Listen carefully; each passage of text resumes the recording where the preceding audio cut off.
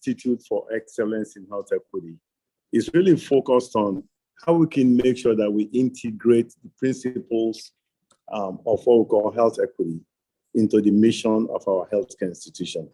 Basically, what that means is that everybody, regardless of their background, their race, their ethnicity, their income level or socioeconomic status, regardless of really their religion or abilities or disabilities, you have equal care when they touch our healthcare system. So that's the kind of work that I've embarked on lately. What I think I'll stop right there to open the floor to see what questions Abigail has. But prior to that, let me talk about where I am today. So I was born in Lagos, Nigeria, just after independence. I'm not going to date myself. A little bit after independence for Nigeria. And I went to primary school and secondary school in Nigeria. And after secondary school education, I got a United Nations scholarship to go to the former Soviet Union, actually in the Ukraine, was where I went to medical school. So I studied there for 7 years and then came back to Nigeria to do my national youth service and my house job or internship before relocating to the United States about a little over 30 years ago. And since then, I've been in the US and did my residency, which is a specialist training in internal medicine. That's the doctors of adults and or general practitioners, as you may call it here.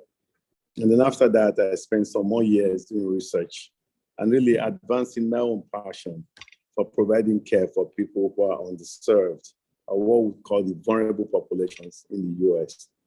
And then since then, I've been in several medical schools. I serve on many panels. I've done a lot of work that's related to how we provide care for people and the science of how we do that in a way that's equitable. We've developed solutions that are practice-based. In other words, really looking for evidence to improve cardiovascular health in primary care clinics, but also solutions that are community-based, using what we call alternative strategies, where we work with churches, with barbershops, with senior centers to actually provide care as well for people. So, and then currently, we've been in partnership with University of Ghana School of Public Health with Prof. Adanu, Prof. Binka, and a whole host of other folks. I have to give a shout out to Professor Yete, I think he's retired now, who forged the collaboration between my institution, New York University, and University of Ghana, both the medical school and as well as the School of Public Health. And so this past 10 years, we've created a program to build capacity. What I hope to share with you today is how faith has actually led me on that journey. I'll stop there after that intro to yield the floor to Abigail. Wow, sounds like a really long journey.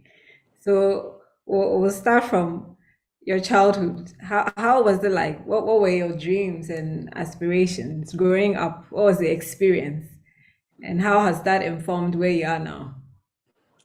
Growing up, my father was a civil servant, retired actually at the time.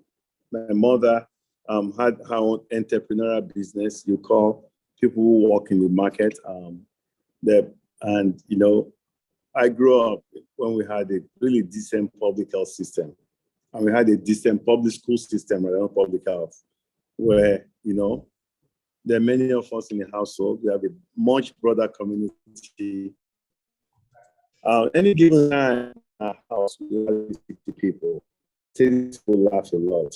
In Lagos, we call them one of those one-room apartment buildings. Where my dad owned the house, and we own the particular section. Another section of the families from all ethnicities.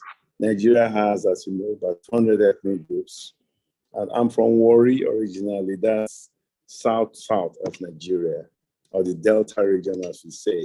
I'm an Ishakiri man. My mother was Yoruba, which is one of the 3 large ethnic groups. That's why my name Gbenga.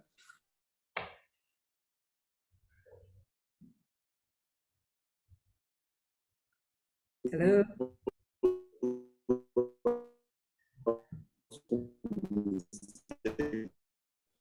Because I grew up in Lagos, also 8, I think, maybe age 10. Can you hear me? As early as age 8 or age 10. Sorry, it went out. I've always... Okay, can you hear me now? Yeah, it seems like it's getting better. Can you hear me? Okay. Yeah, I can hear you now. Yeah. Okay. As early as age 8, actually, I had the interest to want to go to medical school. Either age 8 or age 10, thereabouts. I think I had an injury, and my mom took me to the hospital. It would be in your setting, it would be a teaching hospital. And I saw this young doctor who wears glasses, came out and called my name, Gbenga Ogedegbe, and I'm like, wow. The pain in my foot disappeared when I saw that. And I just like, I have to be a doctor. So that's where my interest. And since then, I never let go of that. So it was always clear to me from a much younger age that I want to be a physician. Now, we had no physicians in my family, not from my mother's side, not from my father's side for that matter. So that's where the whole idea of uncertainty, my parents didn't know anybody who was a doctor. The whole idea of uncertainty has always been, I've always embraced that.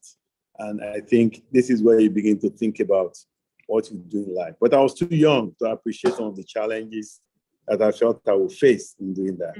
So that's the journey of how I chose to become a doctor. Okay. So speaking of the challenges, we'll have you share with us some of them. But what you said about the spectacles, I didn't know that it wasn't just in Ghana that when we were young, we admired those spectacles. Sometimes we intentionally, when we'll pretend our eyes are hurting, we'll tell our parents that we want to wear spectacles. That's interesting.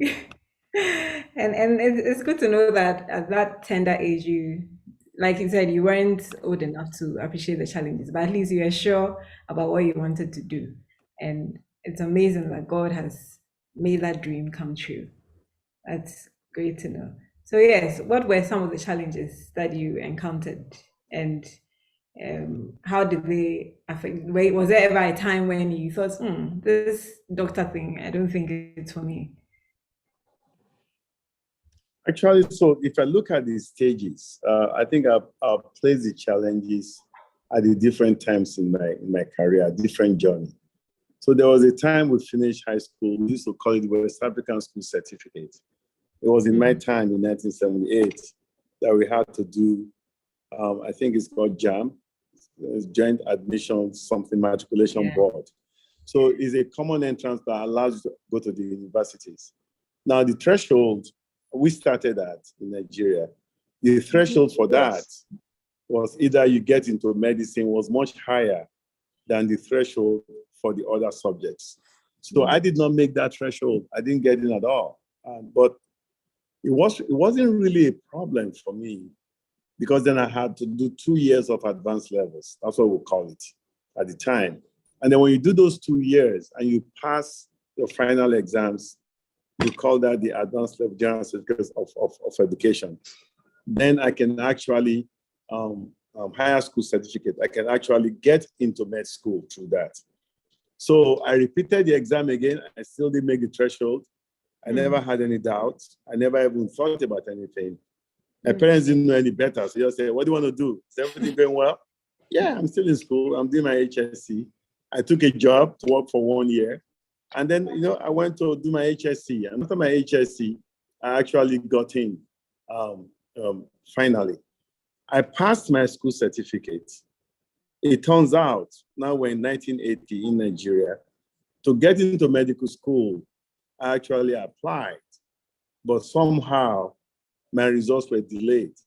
And think about an 18-year-old kid, talking about uncertainty, that you go to the medical school, and I was told, I'm not going to name the schools just for the sake of privacy for them, that I did not apply to a school that was in my state. That means the state where we used to call it Bendel State at the time. That I need to go to my state, which I put as second choice. I was very devastated. Talk about uncertainty and faith. It really still didn't matter. So I went to the other state. I went to my state and I said, oh yeah, we have admission, but you have to be on the wait list. So that was very devastating. About the same time, I'd applied for scholarship to go abroad. Honestly, I did that out of peer pressure. It wasn't like my friends were going to apply for the same scholarship. I wanted to play soccer. So I escorted them and said, look, guys, we got to go. Because once you sit down and also complete the forms. So I had to take a year off. And by the time I took that year off, so when you talk about uncertainty, the challenges, the only challenge I had was myself. Do I believe in myself to do it? And I think I did. I didn't have any doubt. But then you fast forward. I got the scholarship to go to the Soviet Union. And when I got there, this is where the challenges begin to mount. It became clear to me very quickly that, my goodness, I have to learn Russian language, and I have to study medicine in Russian language. Oh, wow. And I'm in a totally different country that is very cold. I've never traveled out of Nigeria before. And that's when you say, oh my God, I wish God is going to help me to get out of this.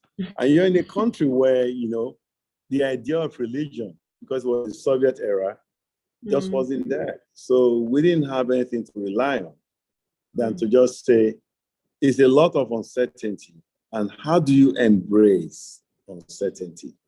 And I think this is where I began to appreciate the power of being grounded in one's conviction about what one can do, and in the conviction that I know, and my parents have prayed, not me, that I'm going to be okay. And that's all that matters. Of course, I have to study hard. I have to do what everybody else did, which was study hard. But I had the conviction that, yes, I'm going to be okay. But the uncertainty of the language, the culture, the people, a new life in a country that's about over thousands of miles away, from my parents at the tender age of 18. But I wasn't the only one. We had a lot of Ghanaians as well, a lot of other African students, Indians, Koreans, not Koreans, that is Cubans. We're from all over the world in the Soviet Union at the time. Wow. Okay. So you mentioned that you're in a land where more or less you're not at liberty to really practice your religion, if I got you right. So Yeah. how did that affect you in terms of your faith? When I think about it now, it's really, we went to church, every weekend, and when I was growing up, every Sunday. Good luck. If you have issues, if somebody feels that something's wrong with you, the answer is in the church. And so, if my mom would go to mosque, too, my half of my family were actually Muslim, and the other half, my mom's side, we're all Muslims actually. My mom converted to Christianity after marrying my dad, and so we could be anywhere. Could be in the mosque, could be in the church, and there was always some activity. So going to Russia, if I can confess, actually, it was okay that I didn't have to go to church on Sundays. Nobody else would be there, right? In fact, it's interesting that on Saturdays in the Soviet Union, we're in school on Saturdays. We have half day on Saturdays. It's a 6-day system. And on Sundays, the time we have off. So initially, the first 2 years, it was okay. But over time, it began to be a problem because it was like, wait a minute, am I not supposed to do something that I'm not doing here? So it was okay initially, and over time, you begin to have issues in school, you have issues with administration, you begin to say, what can you rely on? This is where we say some short prayers that we don't even know if they're going to work or not. Exactly. Sorry, I think you're muted. Yeah, go ahead. Sorry. Okay. Yeah, when the troubles come, when you're at your wits' end, that's when you remember your roots. You remember the God you serve. God always has a way of drawing our attention to himself. He intentionally allows all these challenges to come. Then realize that it's not by our might, it's not by our power, it's by his spirit. Yeah. Okay. So then tell us about the transition from Ukraine and then to the States and where you are now. I think the place where I began to really appreciate my faith was, so you're in medical school. I was a medical student and union leader. And I was good in school. I was, if you made this was straight A student. I did very well. But I was also a student union leader. And what that meant was that, I had to help when it comes to the whole idea of how do we deal with authority? How do we make sure that as a student body, we're really helping our folks, our peers, our colleagues, when they have problems with school? That was a bit challenging because you put yourself out there, you're only 20-something years old, still young, and you're dealing with authority. I really didn't care. I just knew we had to do something, and we did what we had to do. I wasn't the first. I wasn't going to be the last either. And then you fast forward, I'm back in Nigeria. I'm a big-time doctor, excited, and I get back home. Remember, for 7 years, it's 1 year of language school. It's 6 years of the medical school. For 7 years, nobody had to wake me up to go to church. I didn't have any peer pressure of having to go to church. I was even relying on my faith for that matter. Now we began our house job. I think it was, I'll go to church because my parents, they're much older now. They have Thanksgiving in church. I remember going to church and saying, why are they wasting their money? And all these people. I was much more educated. I had a better sense of what society is like. I had a very, very, very cynical view of religion, I have to say. Can't believe I'm saying that, but yes, that's what it was at the time. And I began to appreciate the different layers of society, the idea of poverty and how people relate to the system. They are poor. Do they have advocates? I began to see the role of religion in people's lives. And it was in a negative way from my perspective. I'll discuss with my mom, but not my dad, because how dare you tell your dad you don't believe in these things. But my brothers, I'll tell them, I don't see a reason for this. So I think it was during my service that I was traveling to Ibadan in my brother's car, and I had a terrible car accident. And this is a very interesting thing. So my aunt, Mrs. Dudu, of blessed memory, in the late 70s, started the charismatic movement for the Catholic Church. We're Catholics. And so she will hold vigil services in her home every Tuesday at 7 p.m. I still remember. My oldest brother, Bros Kenny, whom I lived with his family, has 4 kids. They will go to those vigil services every Tuesday. So naturally, I'd go with them. And if I don't go, I say, look, I'm post-call, and you're on call anyways, which is sort of like, wow. Is it that I'm post-call? I'm just too tired to go. I made every reason not to go. So this was a Tuesday, right? It's about 3 p.m. or maybe earlier than that, traveling from Lagos to Ibadan. And I had a terrible car accident. I had a young man. You pick people at the toll gate at the time to escort me on that journey. And the guy I picked this guy up, and we had a terrible car accident. Both of us survived, but it really shook me. So we got a tow truck to tow the car back to Lagos. And I sat there. I told the driver for some reason I could sit with them in the tow truck, or I could sit in the car. So I chose to sit in the car. And the car is tilted. The tow truck is in front, okay, driving back to Lagos. And as I sat in there, the glove compartment opened up. And, there's this Gideon Psalm book, very small, with the New Testament and the Psalms. It just fell on my lap. Wow. And I began to read the Psalms. I was reading the Psalms, and I think I read all 150 Psalms by the time we got to Lagos. It was crazy. Got to Lagos, straight to the mechanic shed, dropped my brother's car, and I said, oh, this is Tuesday. I should go tell him that I just wrecked his car. And he said, but don't worry, I have my salary. I'll fix it. I just saw your mechanic. So I said, oh, where would it be today? Something just said, is at your aunt's place for the vigil service. Vigil service starts at 7 p.m. every day. So I showed up there at 6:40. My aunt is looking at me and saying, Gbenga, what are you doing here? What are you I here? said, Auntie, what am I doing? I've come to pray, you know. She said, pray. I said, of course. What do you expect? I have to pray. Wow, I'm impressed that you're praying. I said, look, Auntie, I've always prayed. So anyway, sit down, pray. She's looking at me in a very weird way. Like, look, I only saw you once in the past 3 years. Now you want to pray. So I'm sitting there and I began to play the drums. You know, it's charismatic. They have to sing. My brother shows up with his wife and his children. The kids are whispering, Gbenga, Gbenga.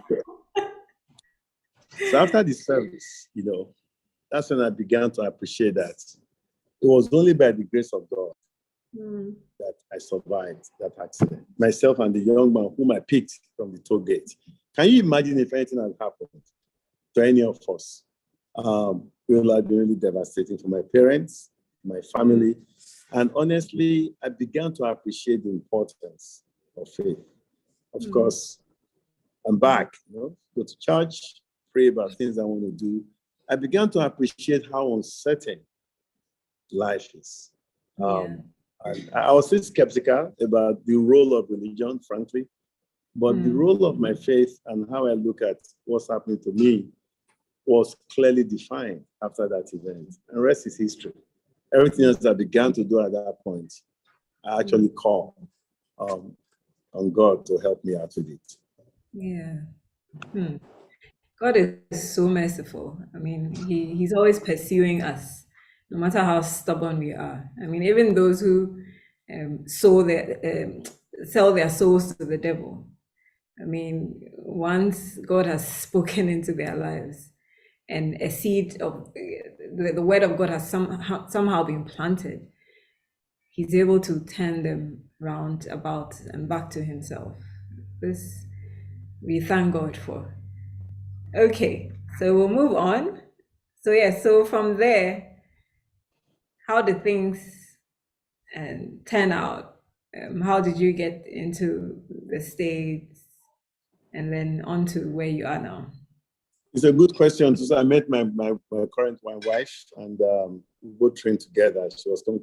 I'll keep the long story short. Now, again, I like to tell stories, so I want to keep it real for your audience. Okay. And she was going to travel to the US, also a physician. So I came with her, and it wasn't until we got here. My brothers were here. 2 of my brothers were in the States already, and we got talking. Like, okay. One was, you know, how are you going to get the visa, right? Got the visa, got to the United States. You have to take exams, 3 parts. 2 of the exams, if you pass those, you get into residency program. You still have to apply. I had no clue about the system here, okay? Man, I don't think I've ever prayed that much in my entire life.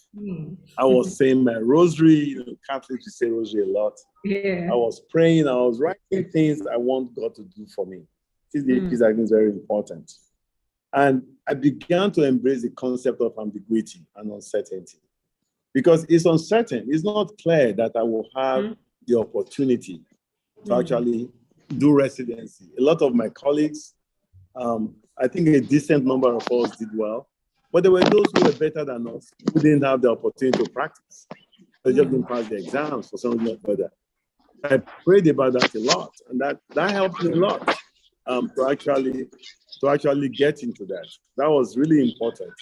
I think I began to really pray a lot about my exams, and that's how I got into residency. In fact, in residency, you have to apply. It's like a lottery system. It's not lottery, but it's not enough for you to want to go to a particular place. They also have to like you, and they have to want you. And I would pray a lot about those places. And, you know, that helped me a lot. When I begin to look back on some of these things we've done and the places I've been to, the spaces I've occupied, I think that faith was very important. And the whole idea of uncertainty led the way for me. Sorry, I think one of us, it's a bit of background noise, sorry. Yeah, where were we? Okay, so that speaks a lot about faith. I mean, not knowing how things will go, but like you said, having that conviction and knowing what you want, not being swayed by um, things not falling in place, and being able to keep moving. And that takes a lot of faith. And I'm sure all your experiences that you've just shared, from the accident to where you found God, or I should say, yeah, you found God again. God took you back into his arms. That all that helped you to go through the experiences you did into the States.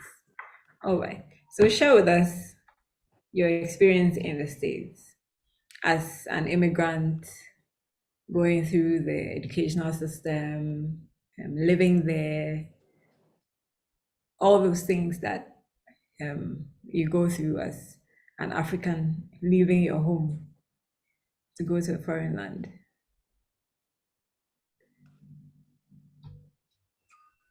Can you hear me? Yeah, you broke up a little bit. So leaving your home to go to a foreign land, that I Yeah, shared all that with you. yeah, What was your next question? that was it. Can you hear me? So yeah, I can hear you now. So the question was what? That how did I do it, or how? I'm blanking on that. I think I couldn't hear you well. The last piece of your Okay, so I was question. asking that moving from your home, from Nigeria to the States, going through the school system there, working there, living there as an immigrant. I'm sure you went through a lot of challenges, and there were good times as well. So if you can share all that with us. Sure. I think for me, just to put it in perspective, I had my immediate two older brothers there.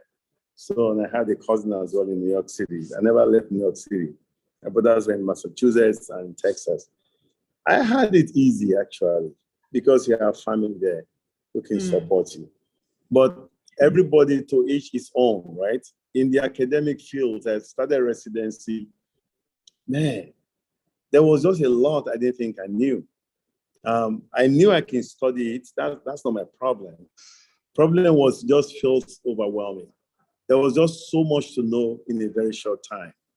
And those are the moments where I began to really think about, man, God, how can you help me? You've got to help me master this. And that is where I prayed a lot.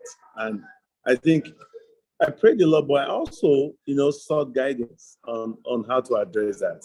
What was it like? I had friends who were struggling. I had friends who did so well. So I had some compass. Those who are doing very well, those who are struggling, I could provide context for where I am. And I had a strong family background. My brothers are very supportive. My cousin too, but at those early stages. So it's when you see a patient and you see patients who are suffering and you look at their families, it can be overwhelming when you ask yourself, what can I do to ease that pain? I began to appreciate medicine for what it is. It's not that we were privileged as doctors. It's the only profession where you can touch somebody without their express permission because they brought themselves to you for you to care for them, where people share their deepest, darkest, and sometimes brightest secrets with you. So you can help them unravel the medical problem they've come with. That's a lot. You need God's guidance to do that. And that's where I really drew on my spirituality to help me address that. It was when I finished residency. Now I'm an academic, I'm a professor. I went to one of my mentors and I said, hey, Brenda Aiken, African-American sister, incredibly talented clinician and diagnostician. I said, hey, Brenda, I want to stay in academia. They said, we're angels, full storm, where angels fear to tread, okay? You can imagine me. I was so sure that I'm going to get into a faculty job. That's how sure I was. And I'm like, Brenda, I was going to stop me. She goes, you've got to do research. I said, what is research? I don't know what research is. I know how to read those papers for evidence-based medicine. I don't know what research is. Because you have to do your MPH. I said, okay, we'll do it. Master's in public health. And you have to really choose a subject you're going to work on. I'm like, what does that mean? I said, why don't you take a year off after your residency instead of going straight to practice to make all that money we're all trying to make in America? I want to do research. And that's what I did. It was so uncertain. It was really unclear. And then I began on that journey. I did well, finished my master's, got to another program where, to me, I should get in. Again, with prayer, I have to get in. There's no other way. But guess what? It wasn't as easy. Of course, when I think back now, I'm like, wow, I'm glad that I didn't know the difficulties and the challenges that it takes to get to that level. But I was able to actually draw on my faith to help me get there. And so those are the moments where, you're now an assistant professor, you have to get promoted. I have no idea what that meant. You have to write grants. I knew how to write them, but I didn't know what that means to my career. And so you have to seek for mentors. This is where you begin to have mentors and you pray for them. So I pray for everything. I pray for everything, frankly. And I'm so thankful that I had the presence of mind to appreciate the power of my faith. Remember, it's in America, the proportion of academic physicians in teaching hospitals, in medical schools, who are Black is only 4%. The proportion of Blacks in the country is about 13 to 14%. So we're very, very underrepresented. And so here I am, really totally clear that this is what I'm going to do, and here's why I want to do it. So it was quite a journey, and I'll do it again. But I'm glad that I had the ability to actually draw upon my faith to address some of the challenges I faced. There are a whole host of other challenges that we can talk about at a later time. But the message for me is that the degree of uncertainty, the challenges we face, is so important to appreciate what that means. How do you get promoted from assistant professor to associate professor? What are the rules of the game? I didn't know that.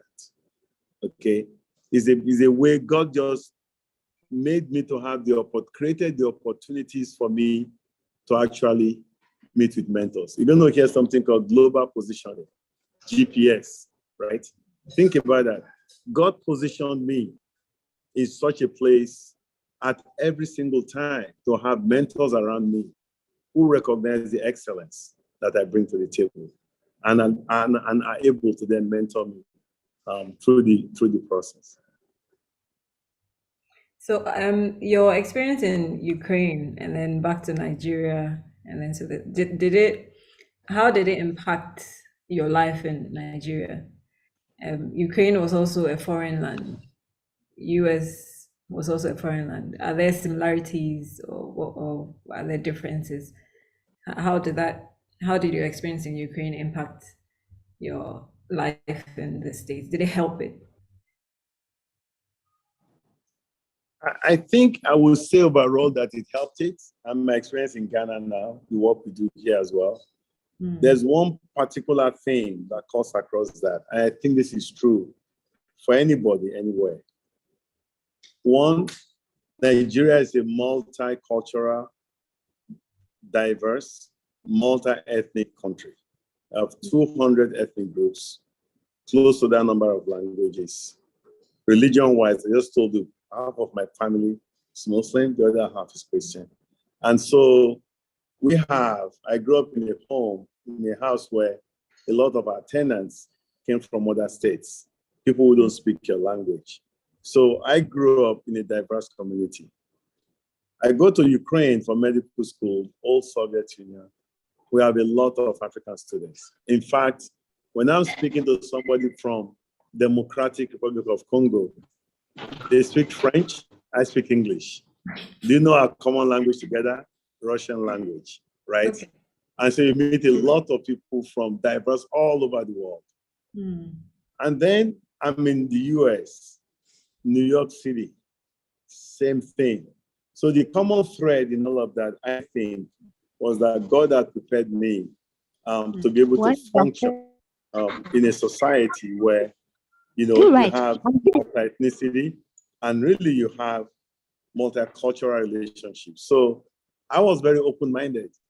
I think growing up, I was a bit open-minded, but going to the Soviet Union, wow, you have no choice. We're just purely open-minded. In fact, when we were in med school, the Nigerian society, it didn't matter what the race or the religion of your fellow Nigerian is. I told you the story, Abigail, that when we were doing our research in Kumasi, with the late great Prof. Langro, we were supposed to work in the metro system in Kumasi area. And the director of that was my classmate in medical school. I hadn't seen Kwesi Yeboah Woodsy since 1988. You fast forward, this is 2013. Think about that. Wow. That's a long time. The wife's name is Georgina. And with them, they had a small daughter. And when I showed up in Kumasi with Prof. Langro, we were going to talk to this guy. I heard his voice. Like, this sounds like Kwesi. And he heard my voice, and that sounds like Gbenga. And we hugged each other, the rest is history, right? So the point was that, you know, the openness, the diversity that I experienced in Ukraine actually opened up my mind to be able to work in the US as well.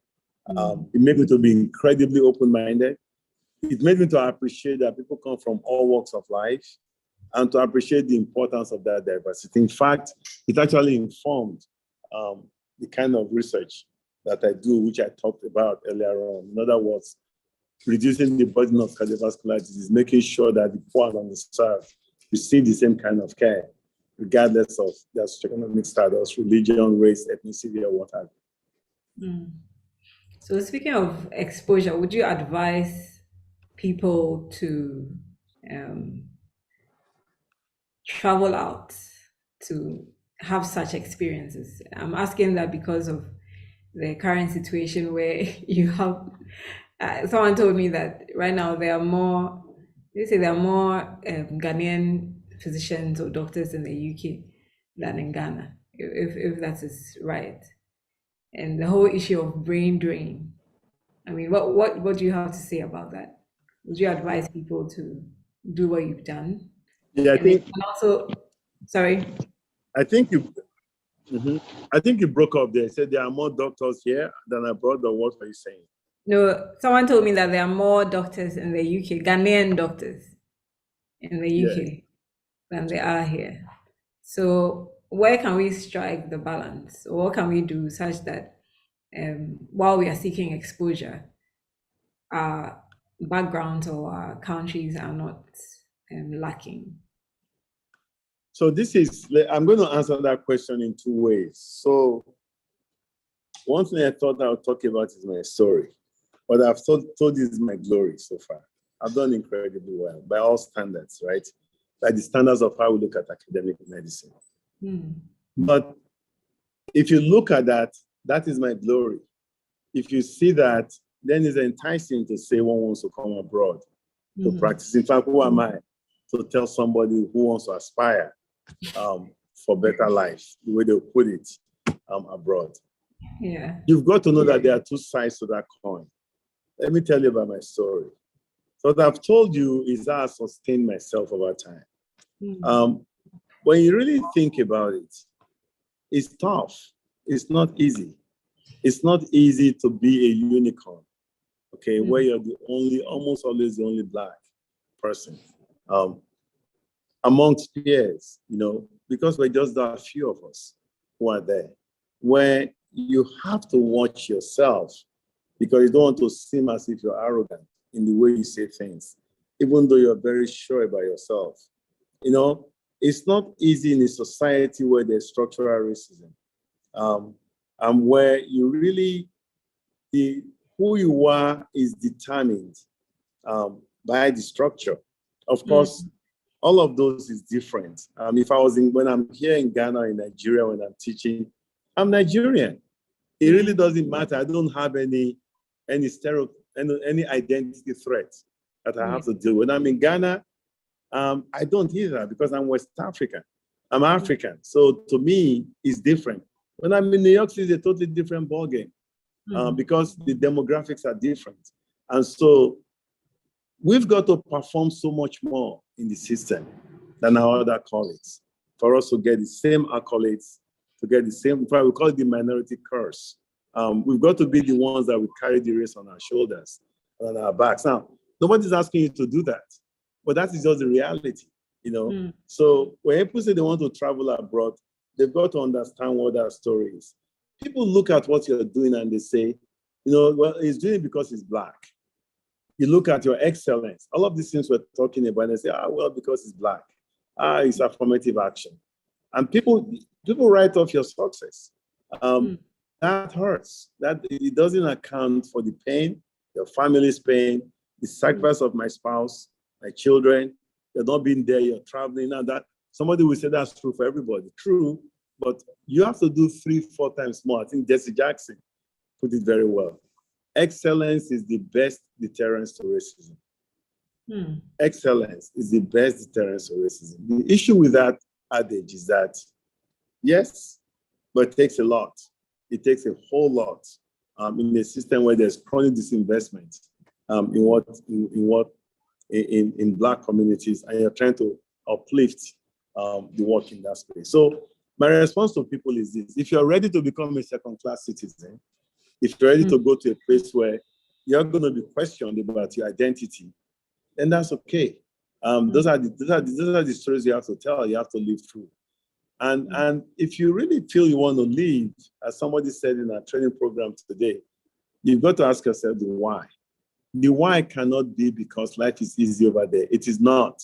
I can go on and on. Black families are less likely to live longer compared to non-Black families. Your zip code is a determinant of your longevity. Most Black families live in poor zip codes. Mostly immigrants too is a problem there as well. So your ability to thrive, you're gonna have to reimagine your mindset because you have to be culturally adaptive. And that takes a lot of work. But you ask the question, but Gbenga, you did it. Well, Gbenga is just one small number. The denominator is much larger than that. I didn't tell you about our failures. There's so many things that we failed at. But it's important to appreciate those both sides of that coin. And frankly, I would argue that the opportunities, at least for a physician today, to do well in the environment depends on what they determine as their purpose. If your purpose is to become a physician, it's because you want to improve the health of your population, then you've got to carry that cross. If your purpose for why you're a physician is to really make sure you have a better lifestyle, then you have to define what that lifestyle is before you embark on that journey.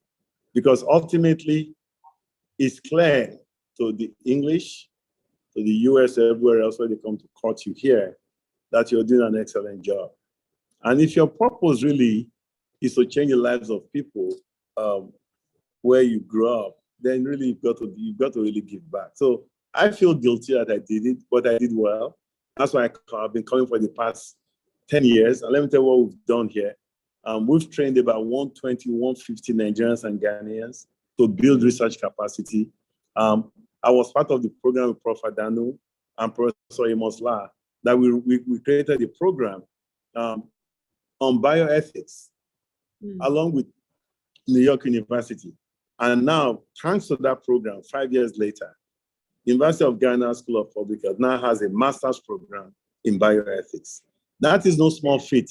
That was my vision. That's something I saw that we need to get done. And by the same token, we've trained a whole host of other folks in Nigeria as well.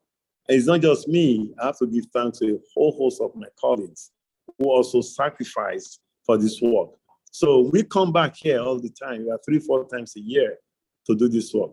Professor Tayo, Professor Cooper Richard, Professor Emil Luke, Professor Plandrew, the belated Plandrew, Professor Adanu Richard, Rector of the Ghana College of Physicians and Surgeons, and Professor Guni from Nigeria. We have excellent professors with us that are actually working together. Professor Kuyemi from Utah. So we created a program whereby we have those of us in diaspora, okay, Black physicians and surgeons, and those of us in Africa, Nigeria and Ghana, to come and work together, and people donate their time to make sure this happens. That's what gives me respect. That's what makes me happy. But I think For those who are seeking good life, I brought that to define what good life is. There's a ton of stories behind that is not as pretty as what you see. Thank you so much. So I think we talked about this, you, me, and Sylvia, about how you maintain your sanity. I mean, because it seems like quite a lot of pressure. First of all, okay, you wouldn't have had a lot of culture shock because you had been to Ukraine, but talk to someone who will probably be going to the States for the first time, or wherever they're going to for the first time. How do they get over the culture shock? How do they manage the racism, whether subtle or obvious? How do they manage to stay healthy, in that environment and be able to focus? And like you said, it's very important to have a goal and have a plan for whatever reason you're going there. So how do you maintain your composure? I mean, when you are faced with all these kinds of things that put a lot of pressure on you? I think it's a very good question, Abigail. The key way I actually dealt with that has to do more with actually the ability to actually pray. That is one. You've got to tap into your groundedness. I say in the talks I give that it's important for you to have a circle of influence. And your circle of influence most times has to do with your family. Those are the folks that you know best. You've got to draw on that. The second thing I do is something called self-affirmation. The idea being that, my kids will laugh when I'm going to give a talk, and I start talking to myself. I'm affirming who I am. My mom will tell me, remember the son of whom you are. It's so, so important to draw on the positive attributes of who you are, because you can get lost in that shuffle if you're not careful. And then the third thing I do a lot of is to actually make sure I have a plan of the things I'd like to do. At least I should know the things I don't want to do.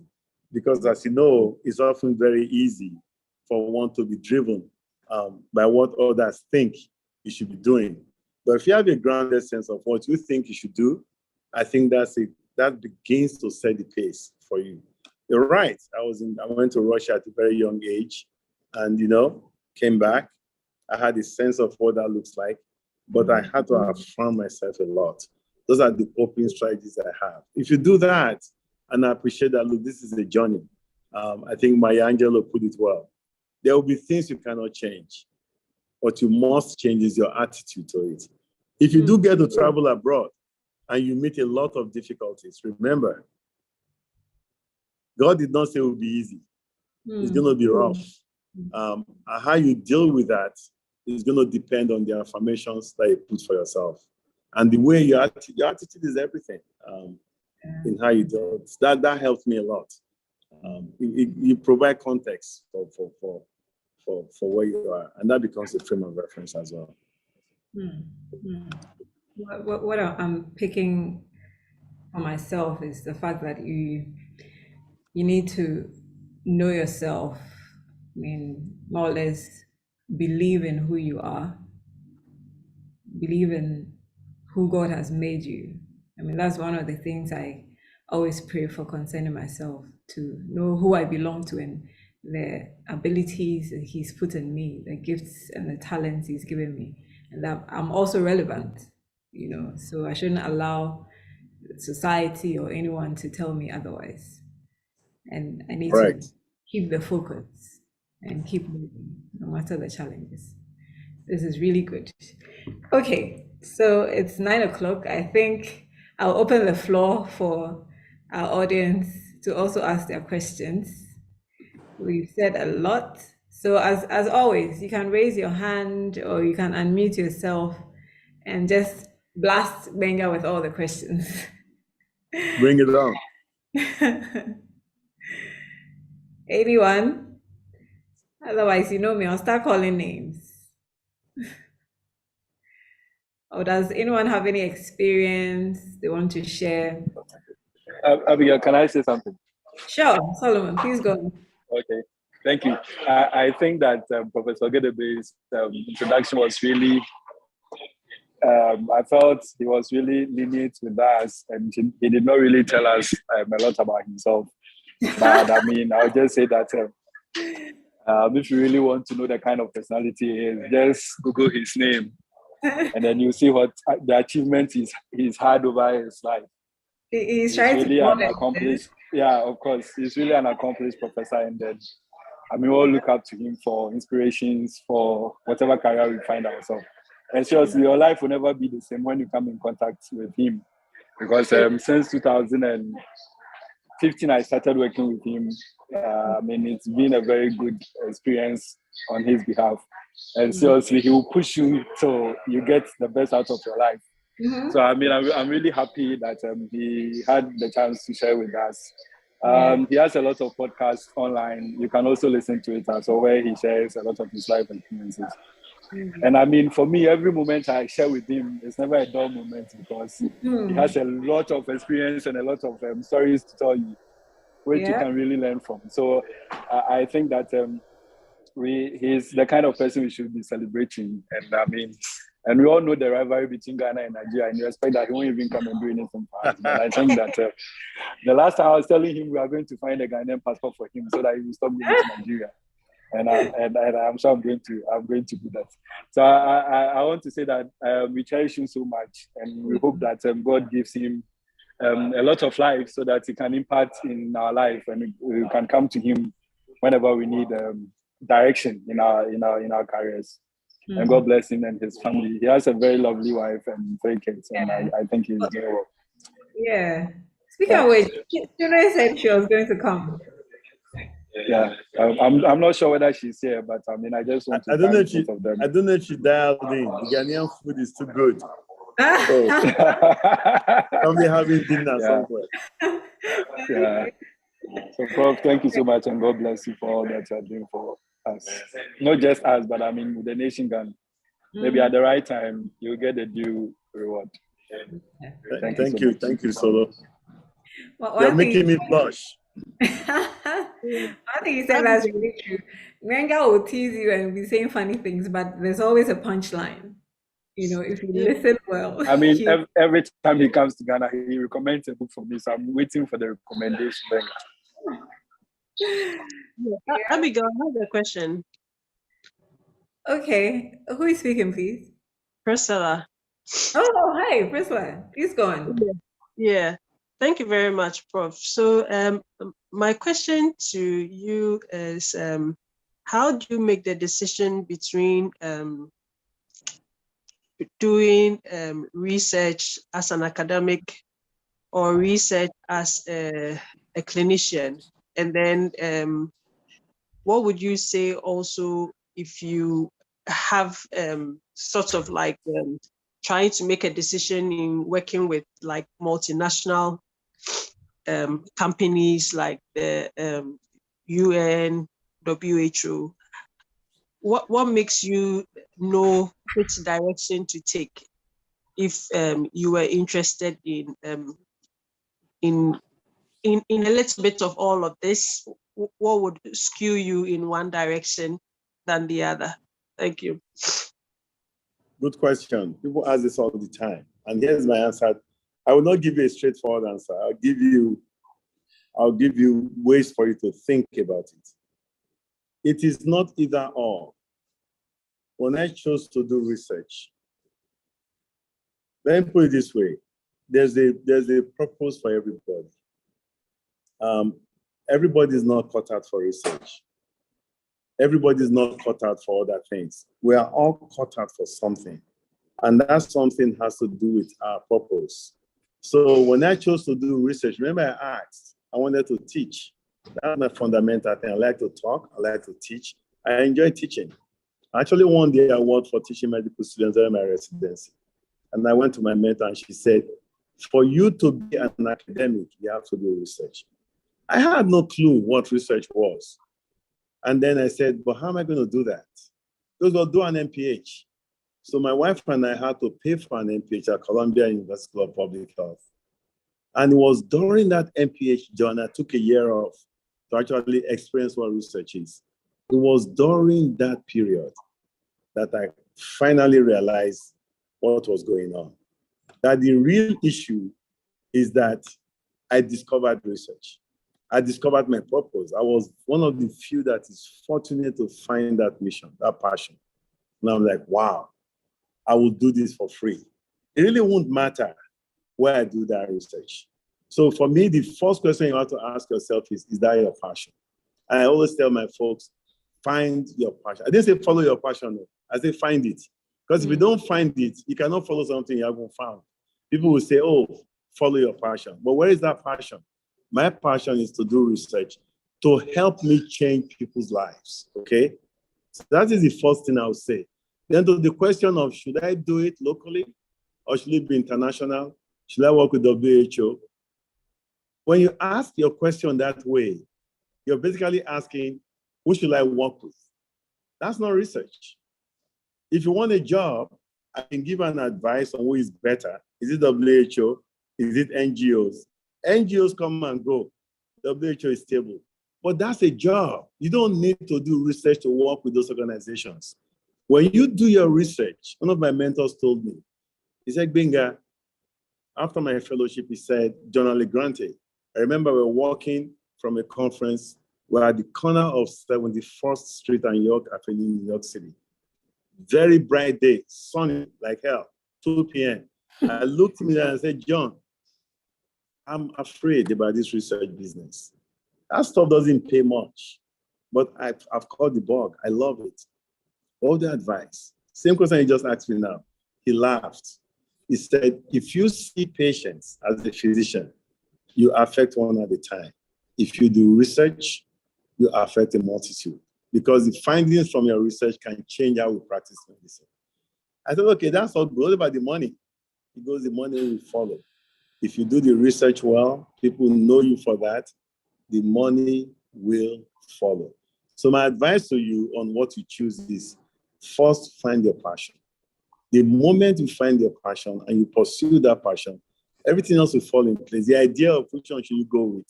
Should it be WHO? Should it be international? It will fall quickly in place. So the teaching that we do here in building capacity, this is the message we tell to all the young clinicians who want to go into that field. Thank you very much.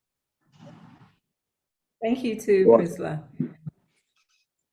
Anas, I saw your hand up. Are you still there? Yeah.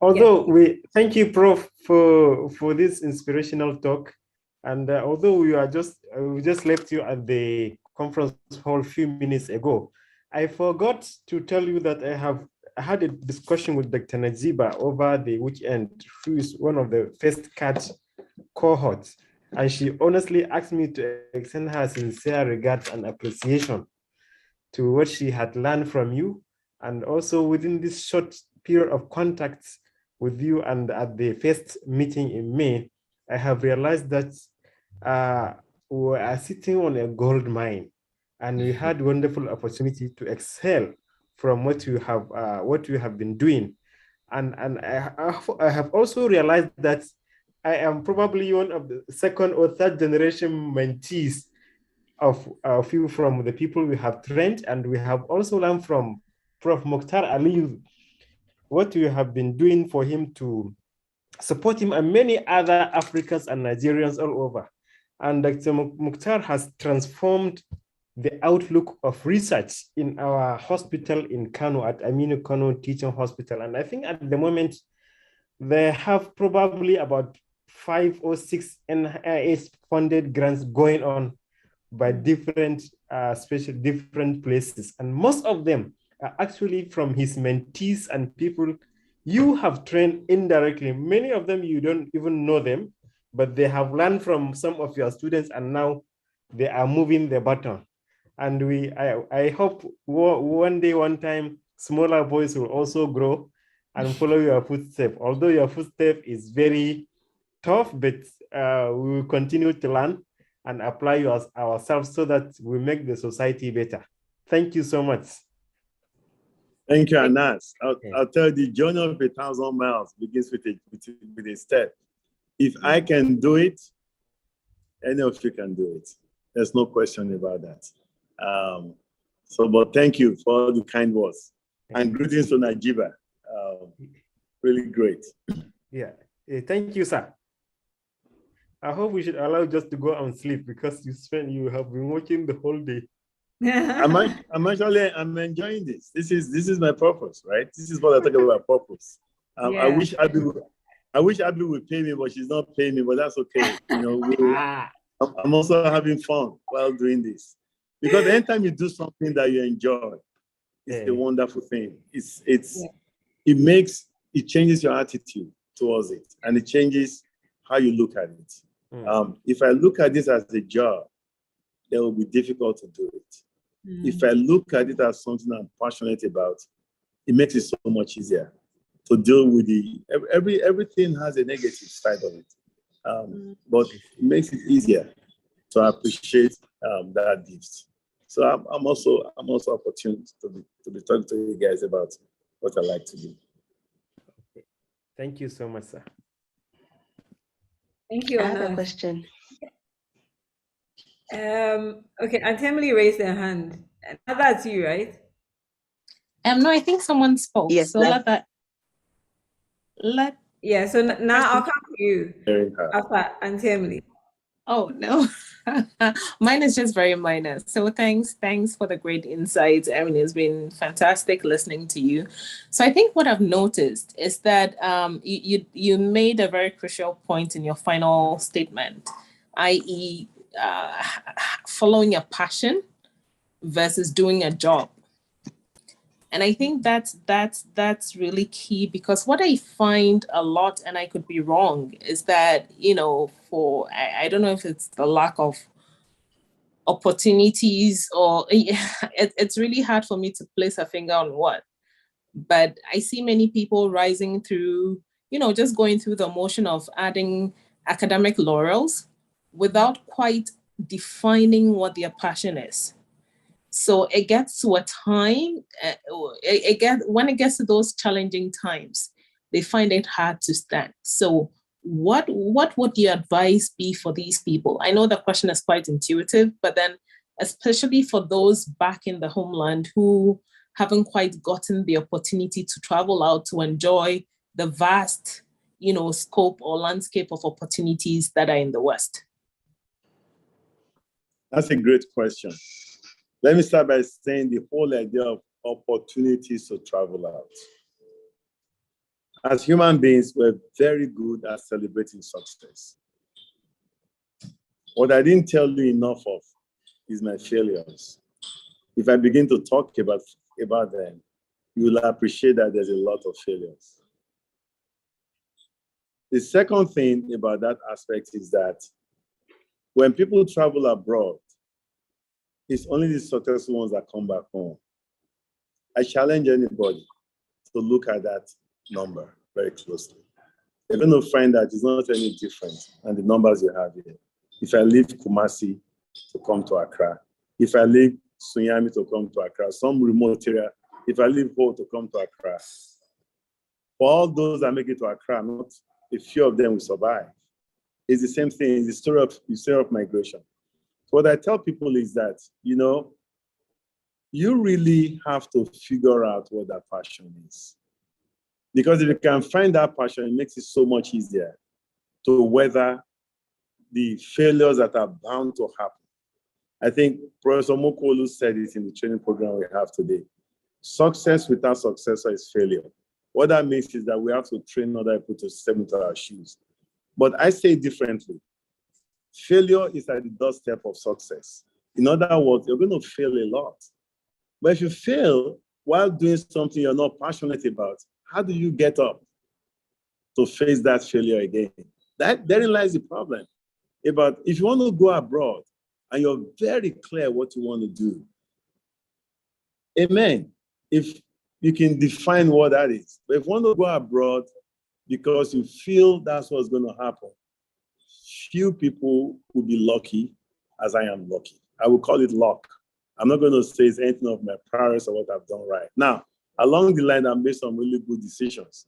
But man, a lot has to do with the luck that we all have. Everybody needs luck. A friend of ours, with me and my wife was saying, I forgot who it was, said something like this. I'm sure you guys have heard this before.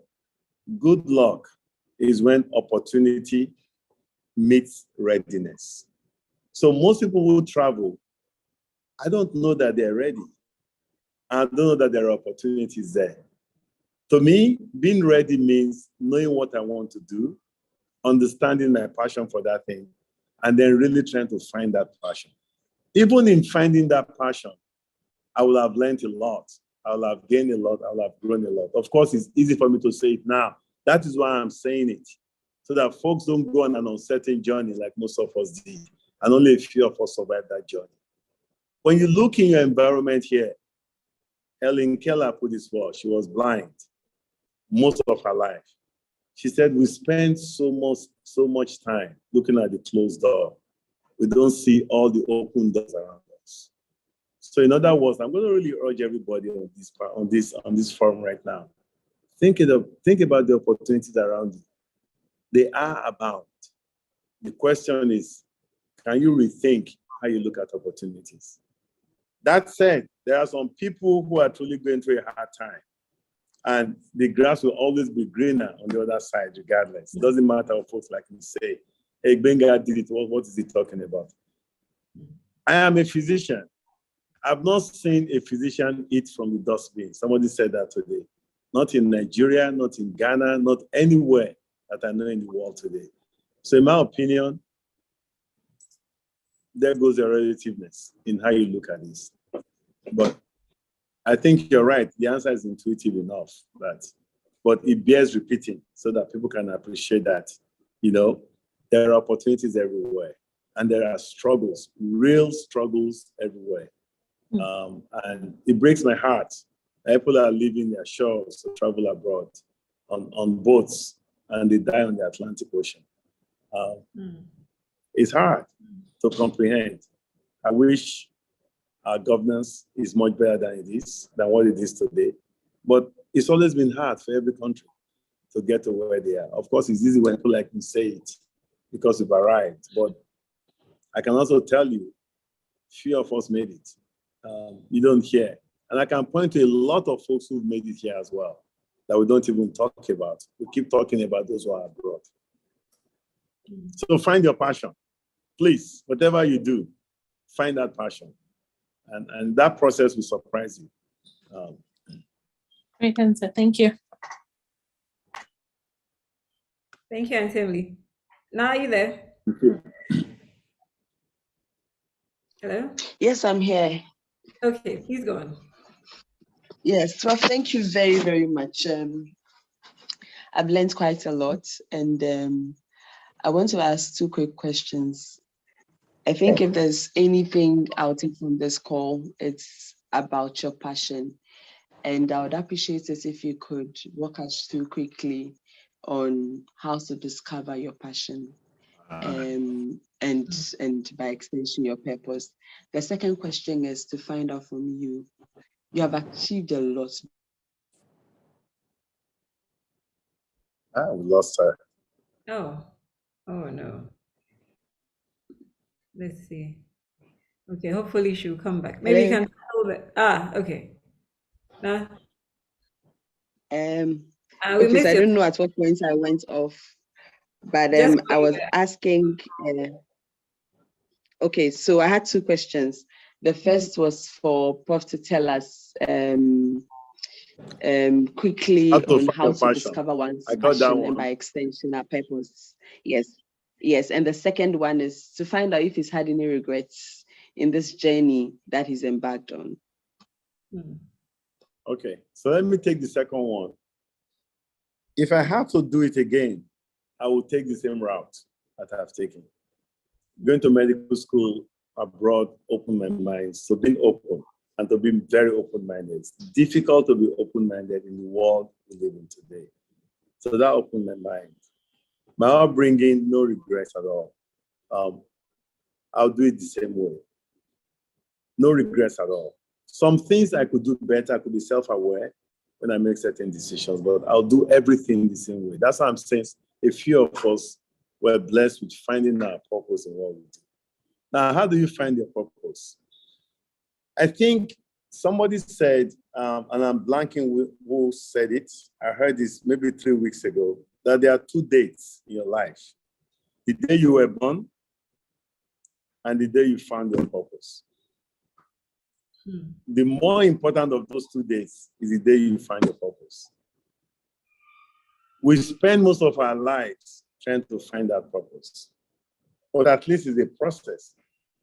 It's when you don't even know you're finding that purpose, that's when you have a problem.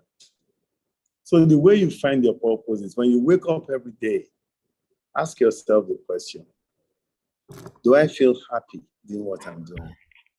If I ask 3 questions, am I happy doing what I'm doing? Am I happy doing what I'm doing? Am I happy doing what I'm doing? If you ask those 3 questions, it begins to unravel for you what really makes you tick. You can get a job, okay, that you like. You love that job. It doesn't mean that's your purpose. It may just be a means to an end because the money is good, or the company is good, or that you're working, with colleagues who you just love, right? But your purpose is something that you do that you really don't care whether you're paid for it or not. We still teach in Ghana and Nigeria a lot. I still bring my friends around to come teach. Whoever we can lay our hands on to think through how we can do that.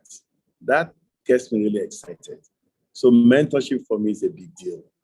The research I do, will I do it for free? Sure, I would, if I can pay my mortgage. But beyond that, it makes it so much easier. For every grant that we write, there's 5 or 6 that we didn't get. So think about success rate on our grants only 20%, and that pays my salary. Which human being will subject their life to such uncertainty? Well, it's my purpose. I like it. I enjoy it. I enjoy the failure. It's not pleasant, but I power through it because I have a feeling that I'm making a difference. So the way another person put it to me is that when you wake up in the morning and you begin to feel a yearning to do something that you just don't know you've done, wake up, begin to write down what those things are. And it will become clear to you in that process what your purpose is. I don't think we give ourselves enough time to do that. That's the beauty of academia. You have so much time to ponder your failure that ultimately it comes to you. For some of us, it was quick. For others, it was a very circuitous route, but they eventually get there. So to me, to find your purpose, write down how you feel about what you're currently doing. Write down for yourself, what would you like to do? It's a tedious exercise. It takes time, but I guarantee you, if you write it down, it will begin to become clear to you what exactly you want to do. And the moment you have that, begin to ask yourself, okay, who do I know that is like me, that's like what I want to do? And begin to ask those people, how did they get there? What were their failures? What were the things that made a difference in their lives?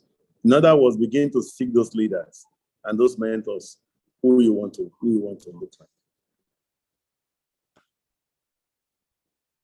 Okay. Thank you very much, Prof. Well, Thank you. Now. Abigail, I'm going to leave at 9:30 so I can go and eat. But, sure. We're ending exactly at 9:30. So I'll take maybe the final question. Does anyone have any last question for Prof. Ogedegbe? Anybody? Okay. Hello. Hello. Sorry, this is Ebola. Hi. Please. Yes, please go on. I don't have a question, please. It's just a comment. Okay, sure. Yeah, I'm sorry, I'm just joining. I joined very late. But I don't know how to going to put the word, but I can just say, seeing Prof, hearing his voice alone is enough satisfaction. It's enough inspiration, for sincerely. I just got to know him. It's less than maybe 2 months ago. But it's as if it's someone that I've known for all my years. Mm. Thank you for all you have been doing. May God continue to bless you, sir. Amen. Thank you, sir. Amen. Thank you. Thank you, Ebola. All right.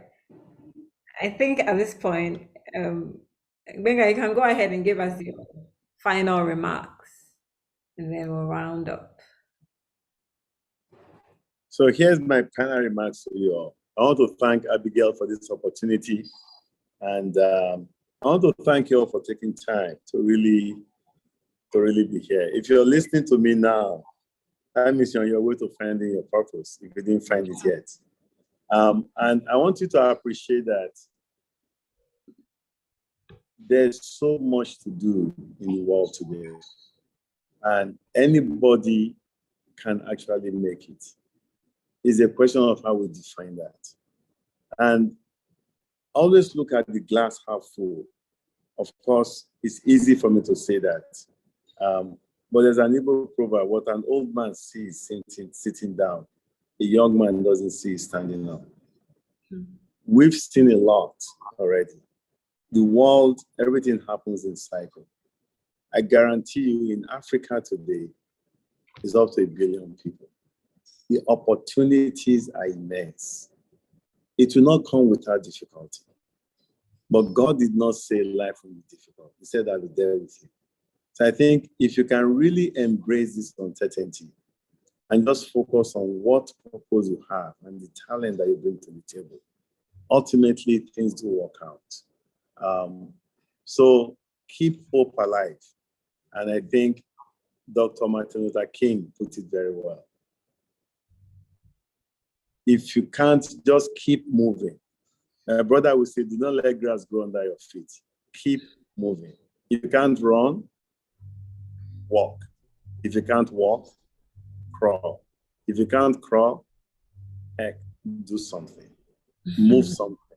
Keep moving. And part of that movement is finding your passion. So I wish you guys good luck in finding that passion, and I wish you happiness on that journey. And it's been a pleasure, Abigail. I'm happy to come back at some other time, or we can find mutual time. Keep faith alive, okay? Will do. Will do. Thank you. Thank you so much. There are a number of messages in the chat. I see you're responding to some of them. Thank you all so very much. This has been really good. It's been my pleasure to have Professor Ogedegbe with us. And I know that we've all learned a lot. I've also learned some new things. I've been with him for a while, so I've heard a lot from him.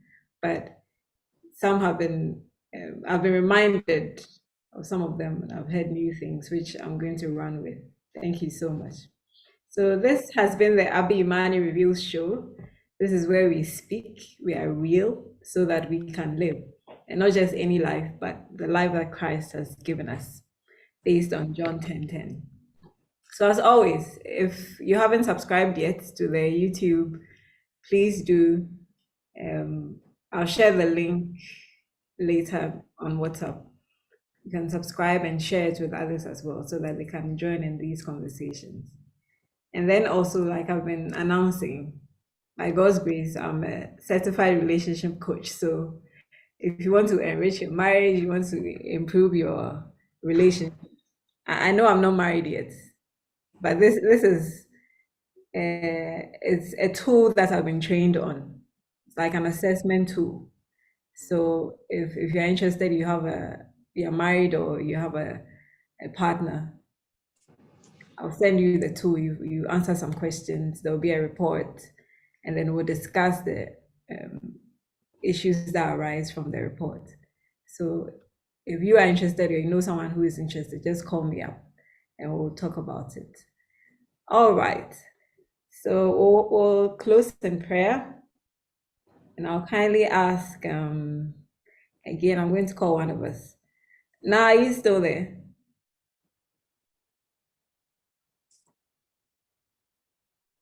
Hello? Now, Jacob. Yes, Okay. Abigail. Okay. Please pray to close us. Okay, shall we pray? Father Almighty, we thank you so much for this great opportunity to sit under the feet of this great man of God, that you have endowed with so much wisdom, and you have equipped him to the level that he's attained presently. We pray that the many knowledge that he shared with us, we will run with it and be able to impact our generations. Help us to become leaders and impact the people that are coming after us, even as we learn from such great people. We thank you for his life, and we pray that you continue to bless him, cause his dreams to come to pass, and use him to the ends of the earth, that all will know that this is how far you can bring people who subject their lives to you and are willing to get to the very height that you are able to take them. We thank you for this night, and we pray that you give us sound sleep in Jesus' name. Amen. Amen. Amen. Thank you all so much. As always, Amen. you can unmute yourself, you can show your faces as you exit. Amen. Bye. Bye.